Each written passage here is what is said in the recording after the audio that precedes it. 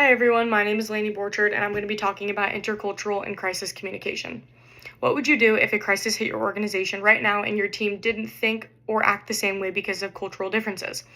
If you were able to face a crisis knowing how to navigate those cultural differences, would anything change? That is what I'm going to be talking about today. In today's globalized world, organizations and leaders face challenges that are way beyond technical solutions. Understanding intercultural and crisis management aren't just valuable but are essential in the workplace. In this presentation, I will share key points, main messages, and correlation between Valerie Hoek's Cultural Difference in Business, Secrets of Cross-Cultural Communication by the Kellogg School of Management, and lastly, Melissa Agnes's The Secret to Successful Crisis Management in the 21st Century. In Valerie Hoek's TED Talk, Cultural Differences in Business, she explains how business interactions are shaped by cultural expectations around hierarchy, relationships, and face.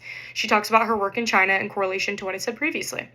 She states that China building trust through personal connection is way better than jumping straight to task-driven conversations. In China, there's a concept of face, which means that reputation and relationships influence how people navigate negotiation, feedback, and disagreements. She talks a lot about this concept in her TED Talk. Hoek's main message in her TED Talk is that business habits in the Western part of the world somewhat clash with relational long-term patterns, and that effective intercultural business practice means recognizing those differences, slowing down, listening and understanding, and adapting one's style. This allows you to value relationships just as much as you value output.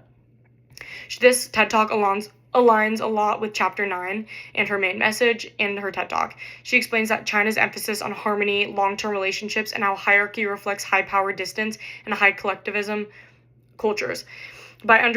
This contrasts with many Western low-power distance and more individualistic cultures. By understanding these differences, leaders become way more effective because they can adjust not only the what, but are able to understand the how, such as how communication styles and patience. The concepts of high and low context communication are very present in Chapter 9 and in Hoek's TED Talk. She indicates that the Chinese context is way higher, while Western culture is a very low context area. A leader who understands these intercultural shifts can avoid things like miscommunication and can build trust across cultures. This increases communication and leadership effectiveness within an organization. Understanding cultural difference in business from Hoek's perspective sets the foundation for effective communication across different cultures. Now that we are aware of this, we can explore the secrets of cross-cultural communication and how leaders can adapt their communication styles to succeed in global business environments. In the video, Secrets of Cross-Cultural Communication from the Kellogg School of Management, she highlights the major differences in communication styles. For example, direct versus indirect expression, high versus low context communication, and comfort levels within hierarchy. All these examples shape interactions between cultures.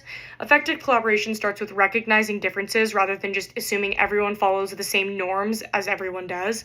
When you clarify meaning and adjust how we bring up issues or share information, you create a space for a more respectful conversation. Intercultural collaboration is going to be the strongest when people feel as if they're respected not only by what you say, but how you said it. In the video, it is mentioned that adapting one's style allows trust to be built. For example, being explicit in low-context cultures or being able to navigate power distance expectations.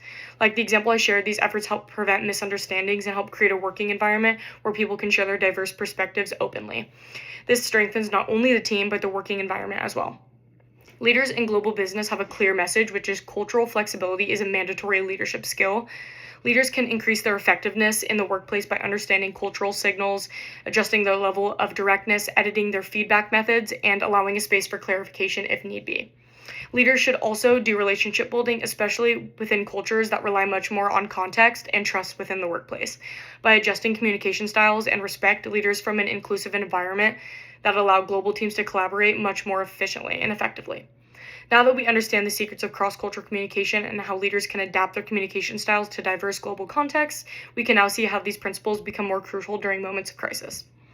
In Melissa Agnes's TED Talk, The Secret to Successful Crisis Management in the 21st Century, she argues that organizations must always be crisis ready. She states that 3 strategies to be ready, which include proactive trust building, anticipation and preparedness, and lastly, real-time communication across digital platforms. Proactive trust building consists of earning that credibility within stakeholders way before an actual crisis occurs. Anticipation and preparedness is developing situational awareness and internal processes that make leaders able to identify oncoming issues way early on. Real-time communication across digital platforms is a strategy because mobile devices and social media are shaping narratives almost instantly. Agnes says that crisis readiness must be a part of everyday culture and we shouldn't rely on formal plans.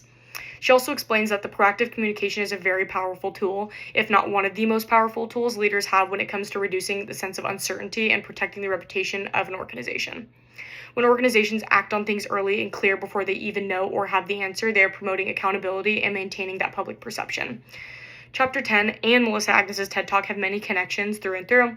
In Chapter 10, it highlights that effective communication is based off of preparation, stakeholder awareness, and the ability to maintain trust during organizational issues. She states these same ideas and explains her concept of always being crisis ready, which directly correlates with the ideas that we see in Chapter 10. We should be creating systems and cultures and organizations that support credible communication. Chapter 10 shares that organizations are not just judged on what happens, but also how leaders communicate about what happened, not just how we say it. This is one of Agnes's main messages from her TED Talk. Both the chapter and the TED Talk share information on crisis management and the communication behaviors that should be used before a crisis occurs.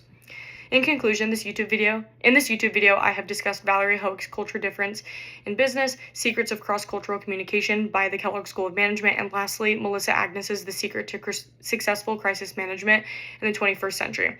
Whether you are a future leader or just someone interested in global communication and collaboration, mastering these skills prepare you to respond effectively under pressure. These are not just management skills, they are survival skills in the workplace today. Thank you.